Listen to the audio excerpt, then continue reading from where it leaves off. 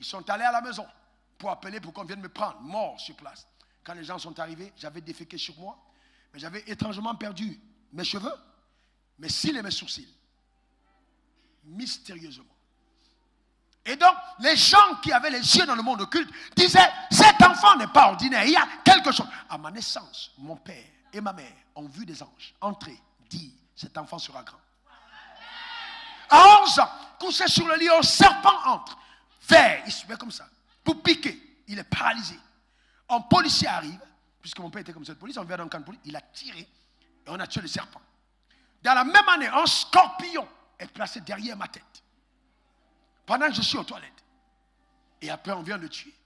Plus tard, quand je lis la Bible, je vois que je m'ai tiré sur les serpents et les scorpions. Mais je vous pose une question. Ce garçon-là, que le diable a cherché, 20 ans, mon père pleure. Il pleure devant moi en disant, Dieu nous a trompés. Ce n'est pas celui-là dont on disait. Parce que là, j'étais die. J'ai entré souvent comme ça les soirs. Puis jusqu'à une destinée totalement mélangée par l'alcool. En fait, souvent, vous voyez les gens qui sont ivres de l'alcool, ils sont en train de se préparer à être ivres de Saint-Esprit. C'est juste une école du passé. Il ne faut jamais perdre espoir. Il n'y a personne que Dieu ne peut changer. Il n'y a personne que Dieu ne peut transformer. Souvent, quand Dieu veut agir, il complique la situation au maximum. Jusqu'à ce que tout le monde te dise, c'est terminé. Ce n'est plus. Et c'est là où il dit, bon, maintenant que tout le monde a dit, c'est terminé, je commence. N'aie pas peur, ce que tu as traversé n'est rien d'autre que quelque chose qui t'est préparé à quelque chose de grand. Ton histoire est en train de commencer. Que quelqu'un dise je reçois. Que quelqu'un dise je reçois. Maintenant, si le diable n'a pas pu te tuer quand tu ne savais pas prier, il n'a pas pu te tuer quand tu n'allais pas à l'église, il n'a pas pu te tuer quand tu n'avais pas la portion d'alliance, il n'a pas pu te tuer, tu ne me connaissais pas encore. Comment est-ce possible qu'aujourd'hui, non seulement tu es fille d'Abraham, tu as Jésus-Christ, pasteur ou enfant, c'est ton pasteur. Ah non, c'est pas possible. C'est trop tard, non. Impossible. Est-ce que impossible? Que quelqu'un dise je suis blindé. Quelqu'un dise encore je suis blindé. Comment est-ce que le diable va t'atteindre? Abraham est ton père. Jésus est ton grand frère et ton sauveur. Pasteur ou enfant est ton pasteur. Comment tu peux m'imaginer en ce moment? C'est pas possible.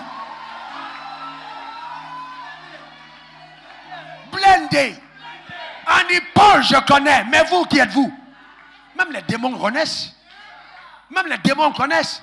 Tu dis, je sors du temple de la foi, il dit, laissez-le passer. Laissez-les. Ne nous causez pas. Laissez-les passer. Vous êtes fous, quoi. Satan, laissez-les. Allez attaquer les autres là. Ceux-là, c'est des blindés. Est-ce que quelqu'un comprend de quoi je parle? Écoutez-moi, les gens pensent que j'ai dit n'importe quoi. Il est dit que le pasteur veille sur ton âme. Il veille comment? Il veille comment sur ton âme?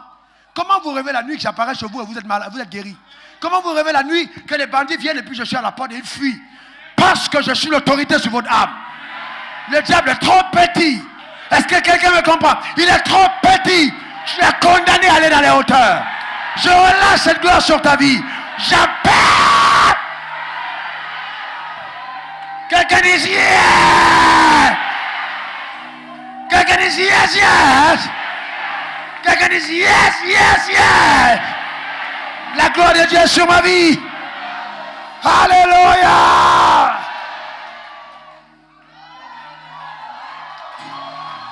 Hey.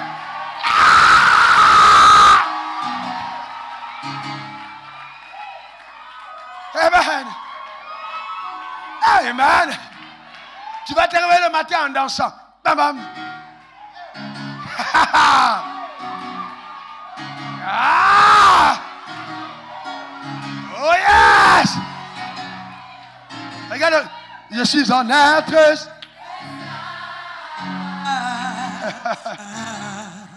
J'ai été conçu de façon unique et Dieu m'a recréé en Jésus-Christ.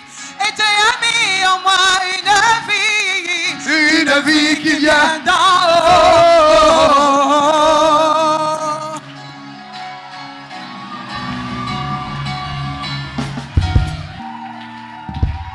Amen.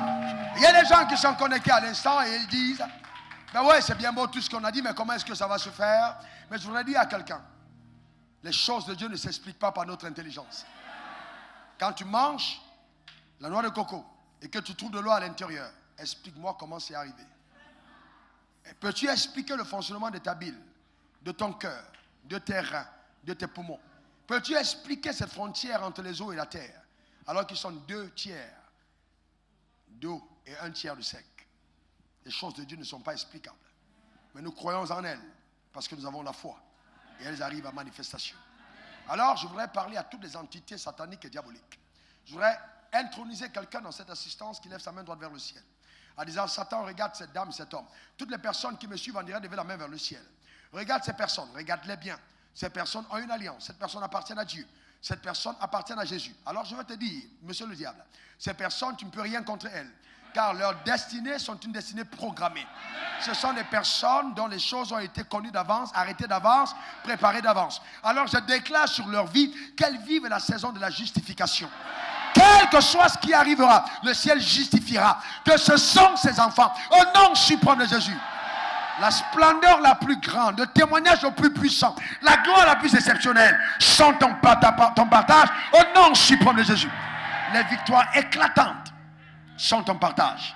L'Éternel te rend habile, il te rend capable, tel un traîneau aiguisé entre sa main, de pouvoir terrasser toute adversité et de vouloir rayonner dans ta génération.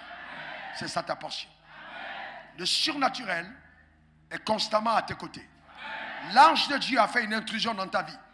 Tu verras comment est-ce que les plans forgés par Satan contre toi vont concourir tous en ton bien. Comme les frères de Joseph sont venus et ont admiré sa splendeur en Égypte. Et ils n'ont même pas reconnu. Ceux qui t'ont combattu dans ta petitesse, ceux qui t'ont combattu quand tu étais enfant ne reconnaîtront même plus ton visage. Tellement la gloire de Dieu t'aura mis au large au nom suprême de Jésus. Ceux qui t'ont vendu, tu seras la raison de leur subsistance. Ils viendront chercher à manger à ta porte. Car tu prêteras à plusieurs, mais tu n'emprunteras pas. Au nom suprême de Jésus. L'Éternel t'émerveille. Et le prix que tu as payé en abandonnant le monde et en suivant la voie de Dieu, en certains moments, le diable t'a fait croire que tu as fait une erreur. Mais je veux te dire ce matin que ce n'était pas une erreur. Dieu fait des choses incroyables. Il fait ce qu'il veut, comme il veut, quand il veut, avec qui il veut. Et donc ce qui t'arrive, ce n'est pas parce que tu as passé un concours. C'est parce que la grâce de Dieu t'a été faite. Alors je déclare sur ta vie que cette grâce conduira les choses à perfection. Au nom suprême de Jésus. Il en est ainsi. La sagesse de l'Éternel révélée et enseignée t'accompagnera sur le chemin de ta destinée. Cette sagesse suprême, cette sagesse glorieuse. Et je déclare sur ta vie des connexions uniques. C'est ça ta portion. C'est ça ta portion. Écoute-moi bien, on est ici. Les gens ont rêvé d'acheter une voiture. Ils l'ont eu. Mais toi, tu prendras un avion. Les gens ont économisé toute leur vie pour acheter une maison. Mais toi, tu en auras plusieurs. Tu auras des quartiers comme propriété. Tu auras des hectares et des hectares et des hectares comme terre. Tu auras des plantations, des chameaux, des chevaux, des bœufs, des ânes. Car Dieu te donne de fleurir dans l'élevage. Tel est ton partage au nom suprême de Jésus. Tu auras des serviteurs et des servantes. Quand on arrivera sur toi, la splendeur de tes serviteurs révéleront la gloire qui est rattachée à ta personne au nom suprême de Jésus. Ta maison est connue comme une maison de délices. À partir d'aujourd'hui, je maudis tout stigmate de la pauvreté rattaché à ta personne. Ceux qui t'ont connu dans ton avant, comme on dit à Abidjan, dans ton passé, ne te reconnaîtront pas. Tu seras obligé de changer d'amis. Obligé.